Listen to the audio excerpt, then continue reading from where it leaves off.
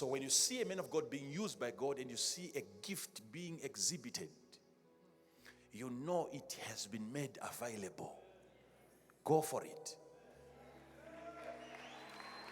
Go for it. You see, I like the issue of inheritance. Inheritance is very important because, you see, I'm not saying people should not pray and fast. I believe that I pray and I fast more than many of you here, not all of you. But there is something that you need to understand.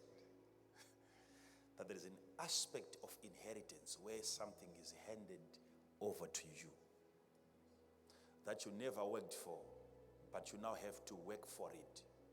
Not by working for it, but by working for the person that has given it to you. And that becomes the prize.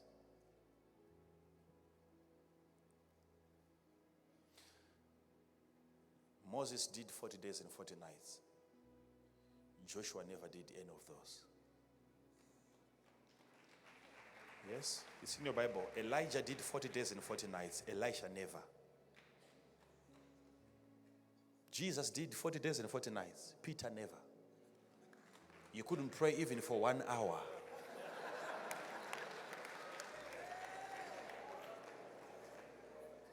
Can you imagine that even with Jesus, it was only 40 days and 40 nights that were recorded, which means before that he was eating and after that he was eating. Paul, with the amount of miracles that he did, it was only 3 days recorded. He might have fasted later on, but look at the miracles that he did. Some of you are killing yourselves. Okay, listen to me now.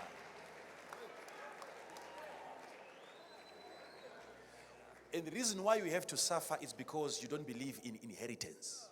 It's simply because you don't want to submit to somebody who has already paid the price. That's your problem. Because if you don't pay for it, then submission has to become the price. Submission becomes the price. I don't have a problem with that because, you see, people are very good at misunderstanding preachers. I said I fast more than most of you here. So if I don't tell you this, some of you might say, he's saying that because he doesn't want to pray. You can ask my wife, she's sitting over there. I go for 10 hours. If things are okay, I have to have 3 days in a week. And within those 3 days, I have to pray 10 hours a day. But still, listen to me, it's not happening because of a fast. When I'm fasting, I'm not fasting so that I receive it from God. Listen, I have to fast in order to bring myself under adequate submission, which qualifies me to receive what has already been paid by somebody else. I pray and fast for submission more than asking from God. Because submission, it's a spiritual exercise. You have to be spiritual. I said it some time ago that, you see, there are certain guys that want to call themselves spiritual sons. You can never be a spiritual son if you're not spiritual.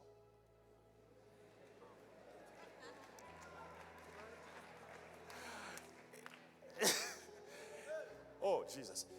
Isn't it amazing that we speak these jargons and some of us, we don't pay attention to what we are saying? I'm a spiritual son. There is no spiritual son without a son that is spiritual, and without a father that is spiritual. If your father is carnal and you go and you submit spiritually to a carnal father, you become a carnal son because you couldn't tell the difference between a carnal father and a spiritual son. So that relationship becomes a biological relationship. Because I've seen carnal fathers calling carnal sons, spiritual sons. No, no, no, no, no, no. Without spirituality, a spiritual father cannot father anyone spiritually. So a father, spiritual father, has to be spiritually mature in order for him to produce a spiritual son. And for a son to claim that he is a spiritual son, he has to be spiritual. I've seen carnal sons that call themselves spiritual sons. Oh, Jesus. Okay, look at this one.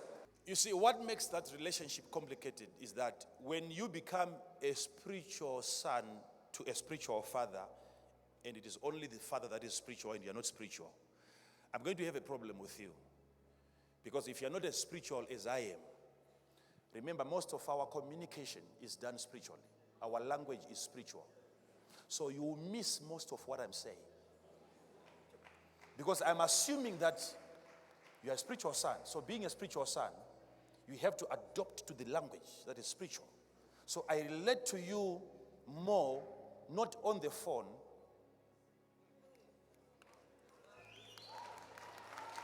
There are members of your church that are even more loyal than you, who should be leading you there and pastoring you there,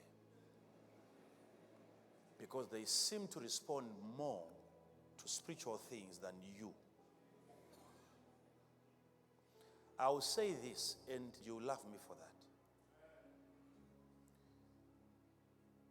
If you cannot pay your tithe, your 10% to your spiritual father, never question why you can't get the same grace that he is carrying. There's no connection.